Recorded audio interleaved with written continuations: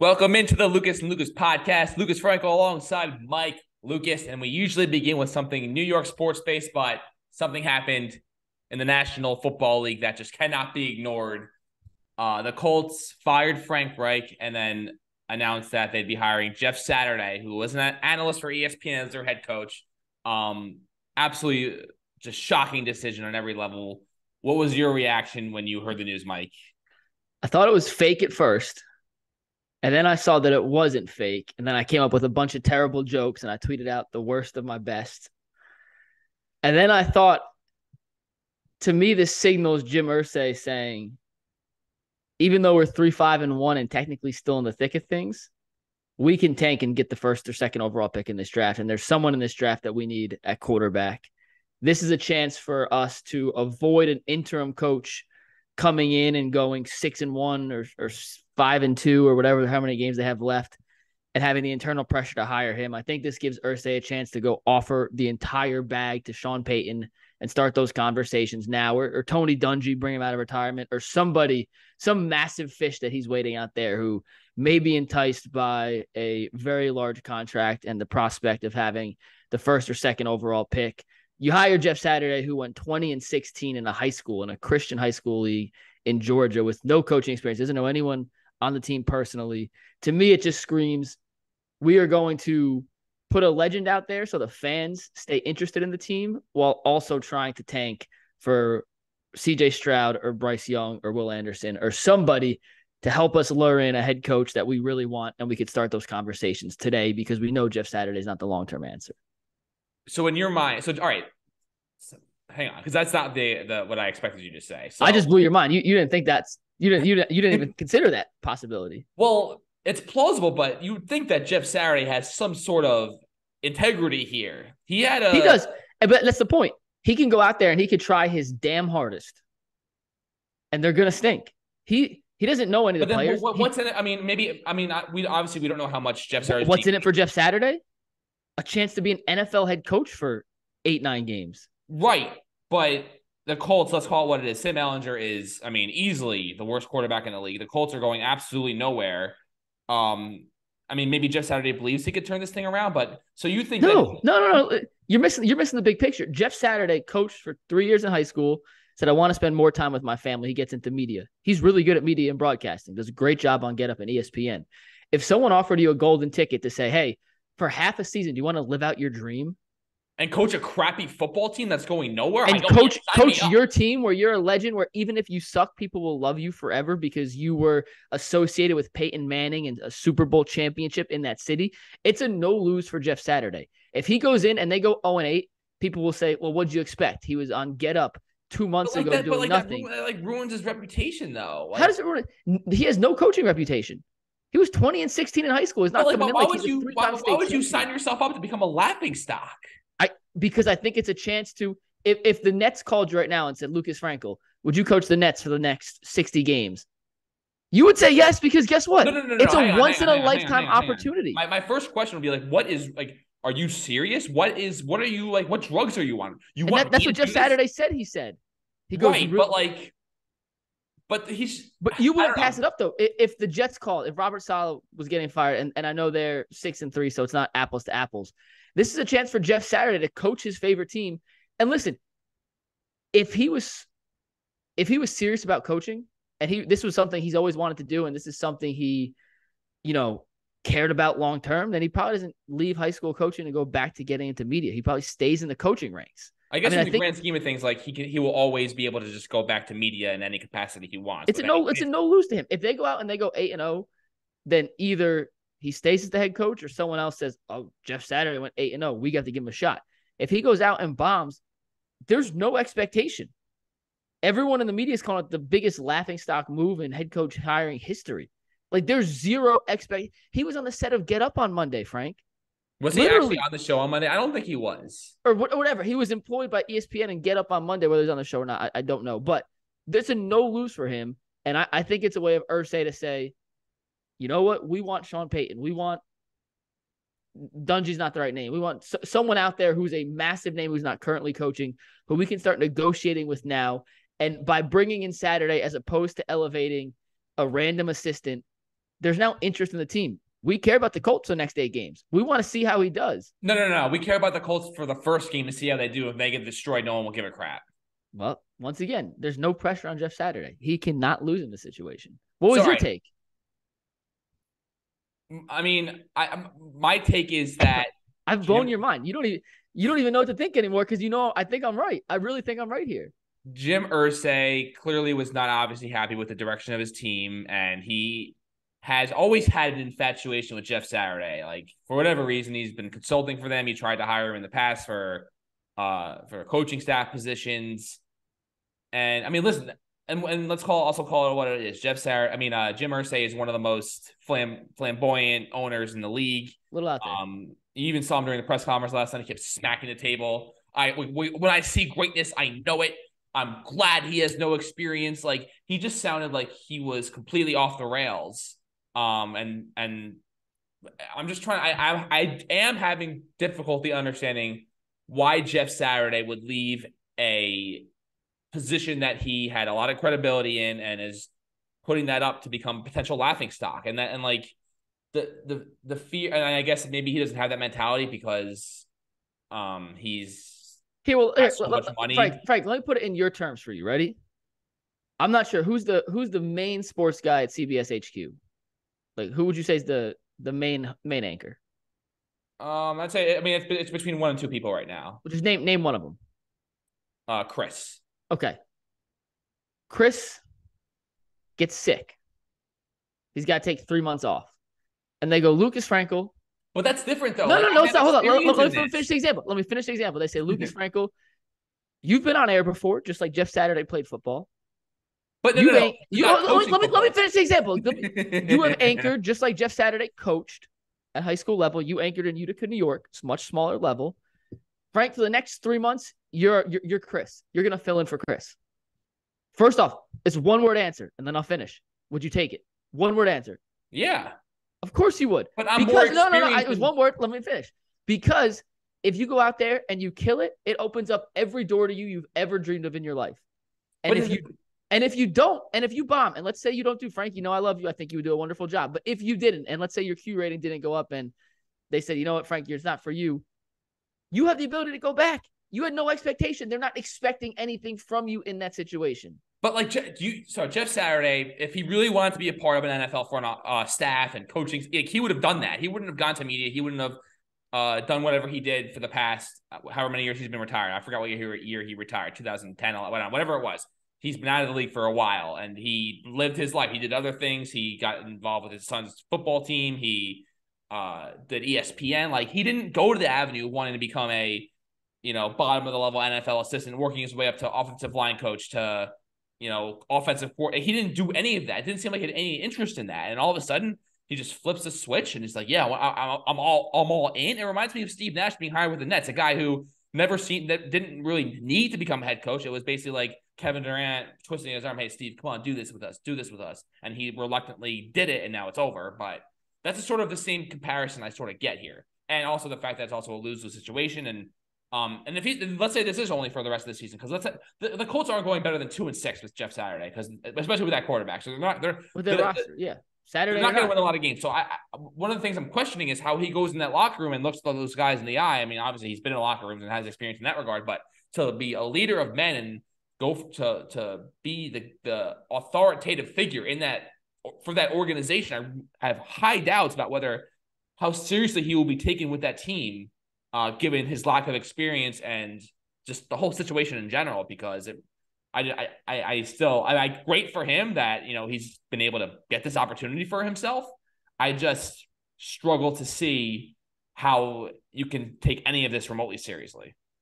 It's hard to take it seriously. You saw who he promoted to be his play caller this week is a 30-year-old offensive passing coach analyst whose name I've never heard of, who the reaction just from Twitter, from the Rappaports, the Schefters, the Josina Andersons was who is this? And he's really going to be your play caller? And the answer is yes. And I think Saturday goes into this situation once again knowing he can't lose. It is a no-lose for him. Outside of the scoreboard, he could physically lose games. It's a no-lose for him. Let's say he didn't want to go through the ranks of being an assistant and offensive line coach. He wasn't sure if coaching was what he wanted to do as opposed to media, but he knew he didn't want to put in 80, 90, 100 hours a week as an assistant. Well, Jeff Saturday, this is your 8-week, 9-week trial period to learn if you want to go into coaching or if you want to stay in media. And if it goes well, once again, he's going to get every opportunity after this. And if it doesn't, ESPN is going to welcome him back with open arms, or Fox Sports is going to welcome him back with open arms. Because guess what makes Jeff Saturday more valuable as a broadcaster? Oh, yeah, Not only did he play forever, he's been a head coach now. He can talk on both sides of it. He might be the only guy. I mean, Rex Ryan didn't play. I'm trying to think any of the guys on the major network. I mean, did Bradshaw coach?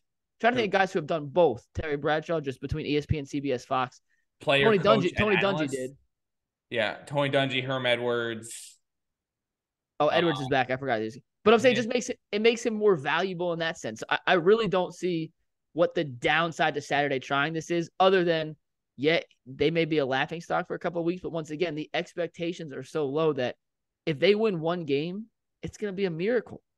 A miracle. I mean, yeah, so it definitely boosts. You're right in the sense that it boosts his credibility as a broadcaster, in the sense that he now may become, CBS or Fox or NBC may want to prod him and be like, be our guy, like you were a coach. Like it definitely makes him more valuable in that sense. And maybe that was Irsay's pitch to him, was like, hey, listen, you do this, like now you're on your resume for the rest of your life, it will say NFL head coach, and that is extremely valuable to networks because just adds to your credibility even further. All right, moving on from that, I'm just very excited to see the spectacle on Sunday. The fact they're playing the Raiders and Josh McDaniel is just perfect. Perfect. Yeah, it's gonna be a crap show. Other NFL storylines. Now we're taking it back to the New York metropolitan area, where the New York Jets somehow beat the Bills. I still have no idea how it happened. I'm still in disbelief that it happened, but they did it. They're 6-3. They have the bye week coming up, and then after that, they have a meeting with the Patriots. I would just say, I'd say most Jets fans are, not me, because I'm very realistic and understand the situation of exactly what's happening now. But I don't know. I'm just waiting for disaster to strike. I'm waiting for this team to just crumble. Not in the sense that they'll just get blown out every game, but their season win total going in was 5.5. They already have 6 wins. I find it a bit unrealistic they can keep this pattern of winning up the rest of the season, especially with how Zach Wilson has played. Zach Wilson has 4 touchdowns and 5 interceptions on the season. And when push comes to shove, your quarterback's going to have to be the guy who wins you games. And he's not really doing that. I thought in the Bills game, the Jets were driving, or after Josh Allen threw a pick, and the Jets had a chance to get a touchdown and go up 7. And when they settled for a field goal, I was like, they're going to lose. I've seen this movie a million times with the Jets against elite quarterbacks. This always happens, and then the defense bailed them out, and they got the win. So it's just my lack of confidence in Zach Wilson that truly makes me excited about this team, and the fact that Bill Belichick absolutely owns him, which is why that game after the bye week is astronomically critical. I think you hit the most important factor. Is Zach Wilson isn't winning you games yet, but he didn't lose it against Buffalo either, like he did against New England. And Josh Allen had a very uncharacteristically poor game, but give all the credit in the world to the Jets defense, because that defense is legit. And what Robert Saleh has done, and Quinnen Williams and Sauce Gardner and CJ Mosley and these guys on the defense who have really stepped up and become an elite unit, is impressive, especially in a second year for a head coach who struggled on that side of the ball, frankly, last year. They made Josh Allen's life hell. And they made Josh Allen attempt to do some incredible things, because the easy stuff that the Buffalo Bills had gotten on offense for the first 8 weeks of the season weren't there. And that's a testament to this defense, and defense doesn't go away. Zach Wilson may fluctuate up and down. He may have games where he looks really good. He may have games where he looks terrible. He may not throw an interception for 2 weeks, and he may throw 4 the next week. That's the life of a young quarterback who's still trying to find his footing and establish himself, in this league. But I don't think that defense is a fluke whatsoever. And watching them do it on a week in, week out basis now gives me confidence that, I don't think they're Super Bowl contenders per se, but I think they can compete with really anyone. Super Bowl, Mike, man, let's calm down with Super Bowl talk. Well, I'm just saying, they're 6-3. They're cracked the top 10 of every power ranking in America now. Once again, I don't think will be in the top 10 at the end of the season, but right now they're playing really good football, and this bye week is crucial. And getting a chance to go against the Patriots for the second time in 3 weeks coming up, not this Sunday but next Sunday, will be a real test for how much a young offense, who frankly is still trying to find its rhythm without Breece Hall, can evolve in a 2-3 week stretch to see if this team, when push comes to shove, can score 21, 24 points, 27 points if the defense has an off day. Right now, they're winning because the offense is doing just enough. I still want to see if this Jets team can win offensively when the defense doesn't have its A game, because at some point, it's not. At some point, they're going to miss a couple tackles. Someone's going to break a big play. They're going to give up a touchdown or two, and Zach Wilson's going to need to lead a late game score. I mean, and he has, though. I mean, he did bring them back against the Steelers. They were down by 11 points to the Bills. After Josh Allen scrambled for that long touchdown, I was like, I just basically shut the game off. I was like, all right, this is going exactly how I thought it would go. Down 14-3, like he has no chance, but Allen made a couple horrific He was off. He played a bad game. So we'll see. But the Jets, in terms of like the skill players they have on defense, like Sauce Gardner is absolutely insane. Awesome. He's absolutely insane. Like I know like Revis was incredible, but like he's almost in that category for like. But let's not get there yet. But next question though: better team right now, Jets or Giants? I'll take the Jets. I think overall, from top to bottom, I think it's the Jets. I would take the Jets.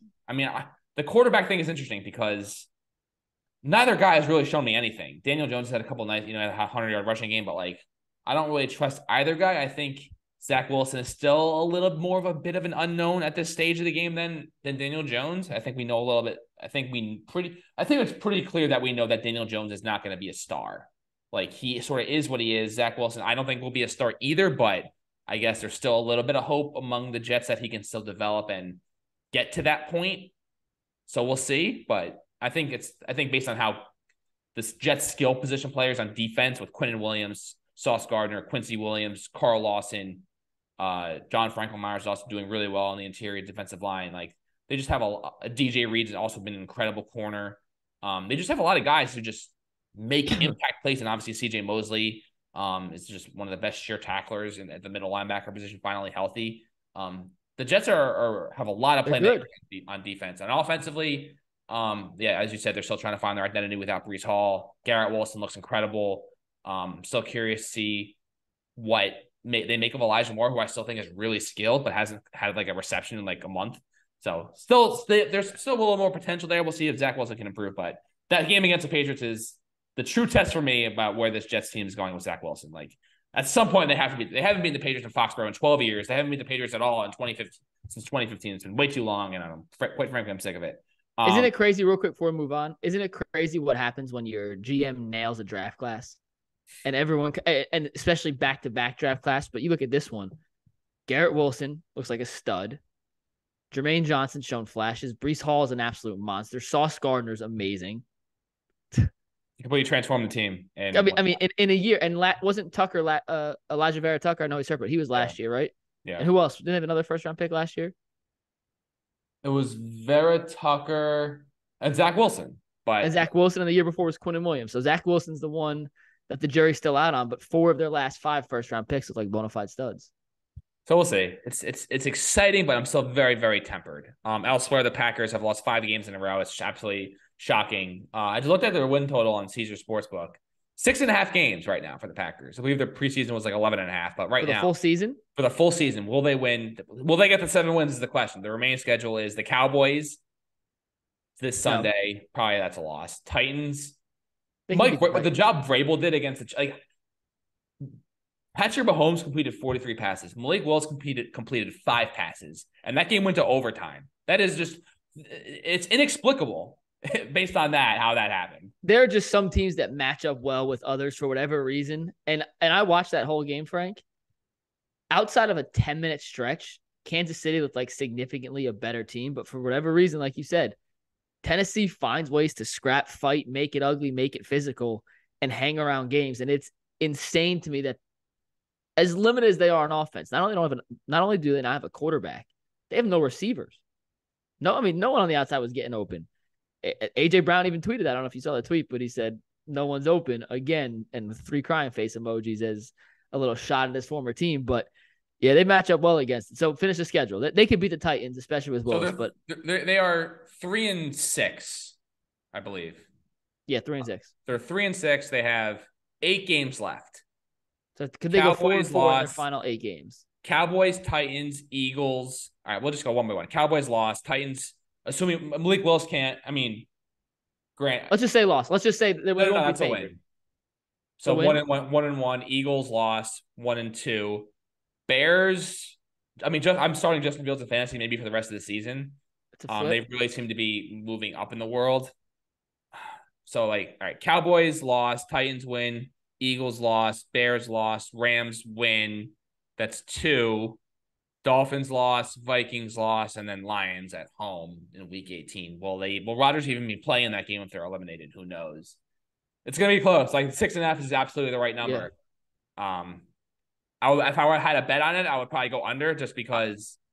I would take the under. I don't think I think you said it. If the Packers are eliminated, I could see Rodgers just kind of sitting it out and letting Jordan Love. I mean, it won't be his choice. He'll want to play, but I think the Packers may say, Aaron, we need you healthy for next year. Save your arm. You're old. Let's see what Jordan can do. And they're going to punt some games late. So I would take the under as well. So the Cleveland Browns are coming off the bye week. They're over under. Did you see what it was? No. If you had to guess right now, what is the over under right now for Browns wins this season? 7.5. So it's 7.5. Well done. You saw it. I did not. I just have seen their schedule a million times and know kind of where the average lays. So they have 9 games left. Tough schedule. Very Dolphins, tough. Bills, Buccaneers, Texans is a win. Bengals again. Ravens, Saints will be a win. Commanders should be a win in the Steelers. So their last 3 games are pretty easy, but TJ Watt's coming back for the Steelers. They're a different team with him back. And then the Commanders and Saints, you just don't know what you're going to get. So, and by the way, last one about on sort of the NFL futures. Who do you think is the favorite right now to win NFL Coach of the Year? O'Connell in Minnesota. Really? That's who you would guess. No, I mean, my guess would be Sirianni, and then Pete Carroll. But you asked me that question, so I thought you were trying to trick me. Well, it's pretty shocking. Sirianni's minus 125. And then Kevin O'Connell is plus 800. He's tied for third. Second is Pete Carroll. I thought it was between Dable, Pete Carroll, and Robert Saleh. I get the Eagles are undefeated, and then if they end up going, if Sirianni, if they run the table, he wins it. If they end up going 13-4, he drops out of the conversation. But I mean, they're 8-0, Frank. I mean, he's the front runner right now. It's hard to. I mean, what Robert Saleh and Pete Carroll are doing, Dayball too, with 2 teams that were supposed to Dayball too. 3 teams. You got to include them. Dable? Yeah, you got to include them. They were supposed to be terrible. They're 6-2. They have a better record than both. Yeah, I don't know. I just think in terms of what we thought the Jets and the Seahawks were going to be, those 2 teams in particular, I think, are by far the most surprising teams in the league. Let me ask here. Can you create a wild parlay for me real quick to see what the odds would be? Yeah. Seahawks win the NFC West. Geno Smith wins Comeback Player of the Year. Kenneth Walker wins Rookie of the Year, and Pete Carroll wins Coach of the Year. All right, lady. Seahawks win the NFC West. Yep. And then Rookie of the Year, Offensive Rookie of the Year, Kenneth Walker, you said? Yep. Geno Smith, Comeback Player of the Year. Yep. And then Pete Carroll, Coach of the Year. So those 4. It's not letting me. Let me. I just got to calculate the odds for 1 second. But all of that seems plausible, and I'm very annoyed that I didn't get win the waiver claim on Kenneth Walker because I needed it real bad in fantasy, and now my running back situation is absolutely in shambles. Seahawks are plus 140. Certain websites you're not going to be able to do this type of parlay. I don't know how many websites you will be able to execute that, but I can at least tell you. I'm just curious. Minus 140 plus 600.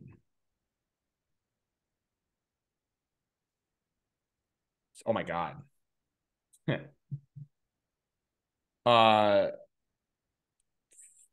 Plus 5,400.